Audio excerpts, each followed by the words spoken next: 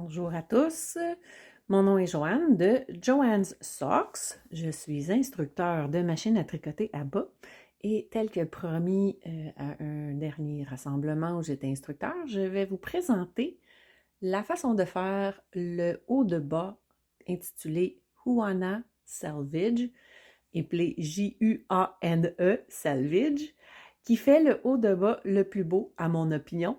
Et ceci n'est qu'une traduction venant d'un livre, et je mettrai une photo du patron pour ceux qui sont capables de le lire en anglais. Alors, j'ai débuté avec une aiguille sur deux, étant prudente de m'assurer que mon aiguille numéro 1, ma première aiguille de rang, demeure. Donc, j'ai retiré les aiguilles paires de mon cylindre.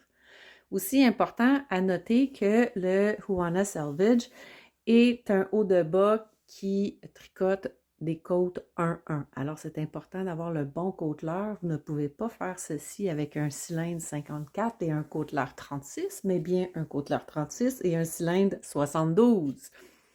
Alors, j'ai mis ma rebut qui est ma laine rose pendant environ une dizaine de rangs et j'ai aussi rajouté un rang de coton, ce qui est souvent appelé ravel cord en anglais, donc un coton un petit peu plus robuste que je pourrais retirer plus aisément pour séparer mon tricot lorsque j'ai terminé. Alors, je fais ma croisée de fil sur mon aiguille numéro 1 et je viens ensuite installer ma laine de travail sur mon aiguille numéro 1 également. Alors, j'aurai un beau petit croisé sur cette première aiguille. Tout doucement, je le pars. Personnellement, je préfère faire mes bas avec le ressort à talons tout au long du bas. Alors, j'ai déjà fait mon échantillon et vérifié ma tension. J'ai appliqué mon frein à talons, mon ressort à talons. Et là, maintenant, je dois faire un rang et 3/4 de ma laine de travail. Alors, 1 et 3/4 arrêtant à 6 heures. La raison pour laquelle étant que je dois maintenant installer mon côteleur, m'assurant qu'il est bien collé sur la petite nageoire. Et ensuite, je vais préinstaller mes aiguilles de côteleur. Là, pour commencer, je dois m'assurer que je suis bien alignée avec mes coches et que toutes mes aiguilles ont bel et bien le clapet ouvert sur mes aiguilles de côteleur. Donc, une rainure sur deux, je mets une aiguille de côteleur, je vérifie de temps à autre que je suis toujours bien alignée dans les bonnes cases.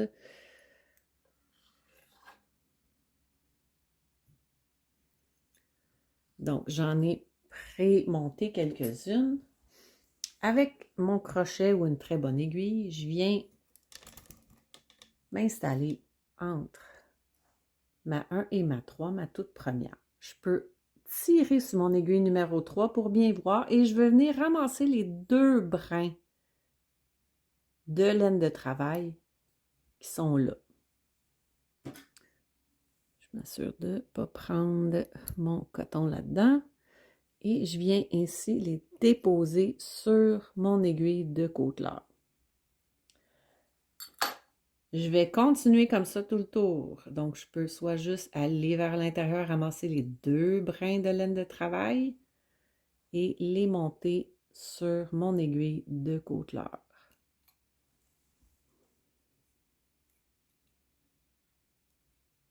L'important, c'est vraiment d'avoir les deux brins. Je vais faire le tour comme ça.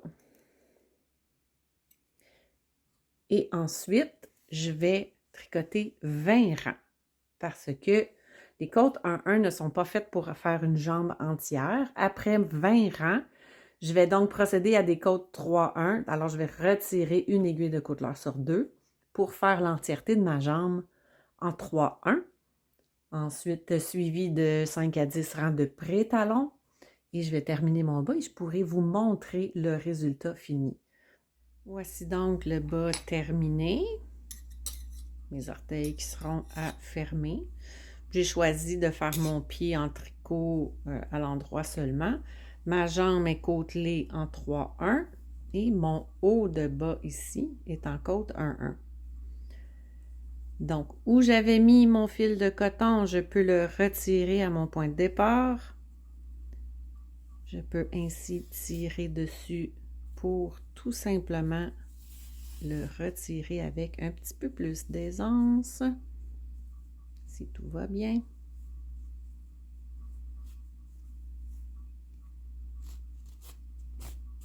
Et voilà. Je peux ensuite séparer ma rebut. Prenant garde mes premiers petits fils ici.